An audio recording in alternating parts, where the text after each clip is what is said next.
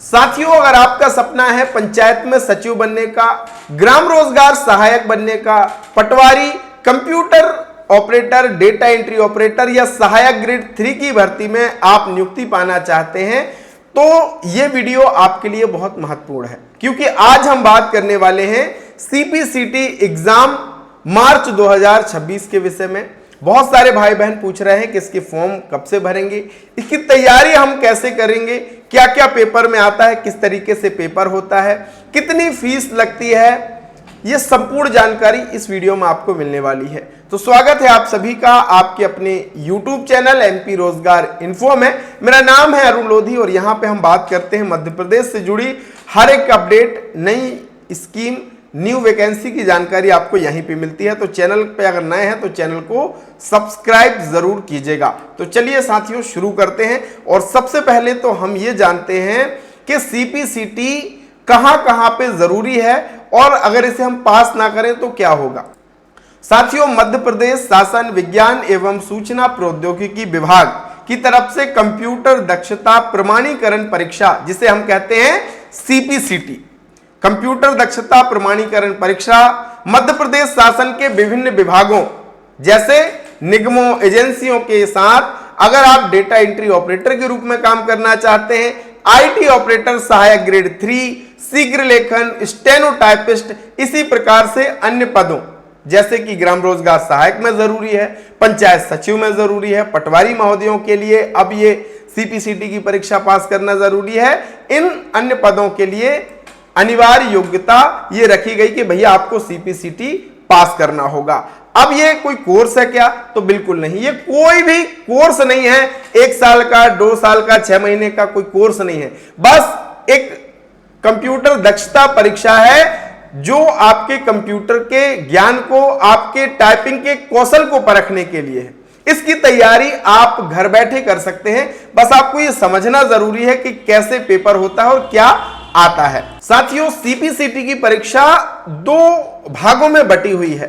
पहला भाग है इसका एमसीक्यू, यानी आपकी सीपीसीटी परीक्षा में मल्टी चॉइस प्रश्न 75 नंबर के पूछे जाते हैं, जो कि कंप्यूटर आधारित 52 नंबर के प्रश्न उसमें से आते हैं, जीके के, मैथ्स, रीजनिंग, है ना, ये सब मिलाकर के 75 नंबर का प्रश्न होता है, प्रश्न पत्र होता है। इसमें से 38 नंबर लाना आपको जरूरी है। और दूसरा सेक्शन होता है अंग्रेजी टाइपिंग और हिंदी टाइपिंग, यानी आपका टाइपिंग टेस्ट भी वहां पे लिया जाता है। और टाइपिंग टेस्ट के लिए आपको 15 मिनट का समय दिया जाता है। इसमें आपको टाइपिंग टेस्ट करना है। प्रथम जो एमसीक्यू है उसमें 75 नंबर में से आपको 38 नंबर यानी 50% नंबर लाना जरूरी है। वहीं हिंदी टाइपिंग में आपकी जो स्पीड होनी चाहिए वो 20 नेट वर्ड पर मिनट होना चाहिए। अंग्रेजी में वही 30 नेट वर्ड पर मिनट होना चाहिए, है ना। फीस कितनी लगती है इसमें? तो भैया फीस आपकी 660 रुपया लगती है और इसके लिए जो फॉर्म है वो ऑनलाइन भरते हैं। अब कब से फॉर्म भरेंगे ये मैं आगे आपको बताने वाला हूं। इससे पहले आपको तैयारी कैसे करना है ये बहुत महत्वपूर्ण चीज है। साथियों, इसकी तैयारी आप घर बैठे भी कर सकते हैं।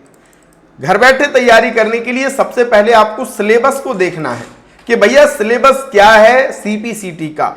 तो यहां पे आपको कंप्यूटर पर आधारित 52 नंबर के प्रश्न आते हैं और यही आपकी सीपीसीटी में सिलेक्शन को तय करते हैं।